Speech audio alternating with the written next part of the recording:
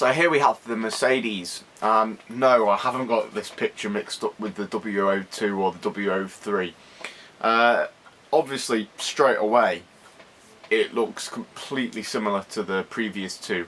More like the 02 than the 03. But underneath it is a new car. Visually, the only difference is that you can really see with detail is the front nose. There's a small modesty panel to bridge the gap. It's not a complete one, as it doesn't go right to the front, right to the tip. It's kind of a bit of a curved one up to the chassis point, but there's still a vanity panel or modesty panel, and it does make it look better. Another difference that can only be seen is the BlackBerry sponsorship, which is on the side of the car, on top of the chassis, and on the driver's chest. But that's, look at a glance, that's the only difference you can really see. It's when you start looking at the side pods and other elements in detail is when you see the differences. What I've noticed with the side pods is that there's a much smaller opening, letting less air in, but that hopes to get the air around and to the back of the car where they need it. Well, I say around.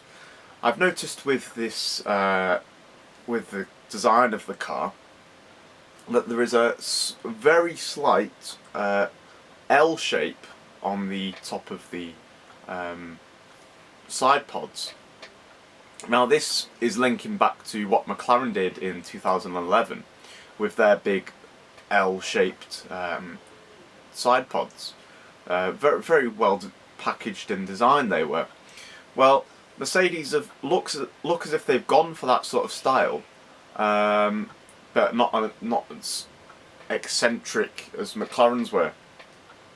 And I think the advantage of this is that the air, rather than being pushed around and trying to bring it back in to the rear of the car, the air going over the top of the side pods get channeled in by the little, or the sticky up bits, or the slight sticky up bits of the L as such.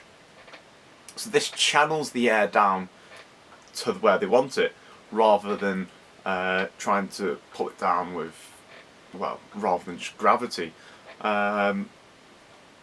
So it channels it easier and won't fall off the side of the side pods or anything. Now this does also help the exhausts, because they're running Coando exhausts. So if they've got the air channeling down, there may be more pressure pushing the exhaust gases down and into the diffuser area that they want it to reach.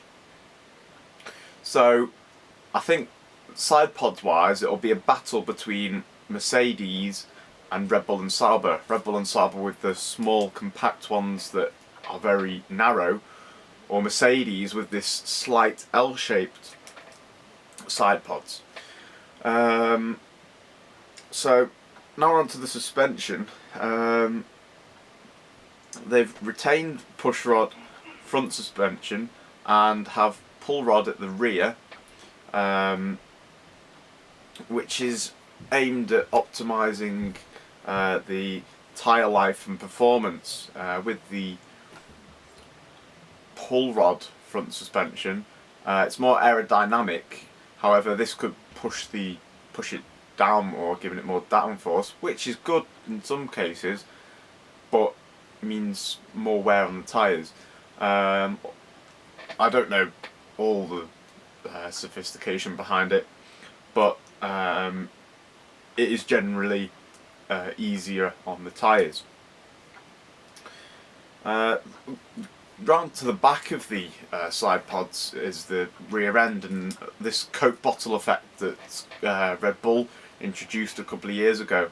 This has been optimised, well, last year's Mercedes been optimised, excuse me, and has been made so that it is narrower and tauter at the back. allowing more air to flow into the diffuser and where they want it. So that is mainly about it. They have got a new front wing. It's got a 5-element front wing, which I don't believe has passive DRS on it, or the DRS system they were using last year. Regarding passive DRS, none of the pictures have shown that they have actually got a passive DRS system running, so I don't know whether they're going to go along with what they made last year, or just scrap the idea altogether. During testing, I guess maybe they may show a version that they have made, but at the time being they haven't said anything on passive DRS. So really that's about it for the Mercedes W04. It does look quite a nice car. Looks the same as last year's car really, but you know, I think they could actually be a surprise contender. They won their first race last year with Nico Rosberg. They have Lewis Hamilton in the team. Valued and very experienced driver. He has a world championship under his belt. I think that he could help them develop the car further. He does have great knowledge of Formula 1 and what's needed. He may know a few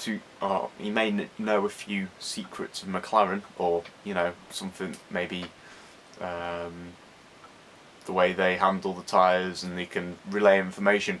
But you know, I seriously think these could be a surprise contender, providing they have reliability. They had problems with DRS where it got stuck open last year, and various other problems.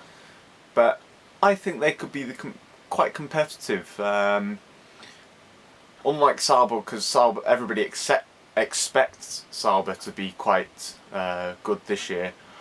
I don't think people are going to really expect Mercedes to win or challenge, but having looked at it, it does feature quite a few things deep down that could help it to be victorious.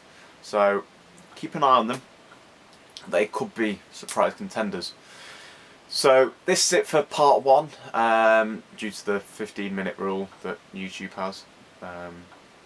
Yeah. So yeah, this is it for the first part.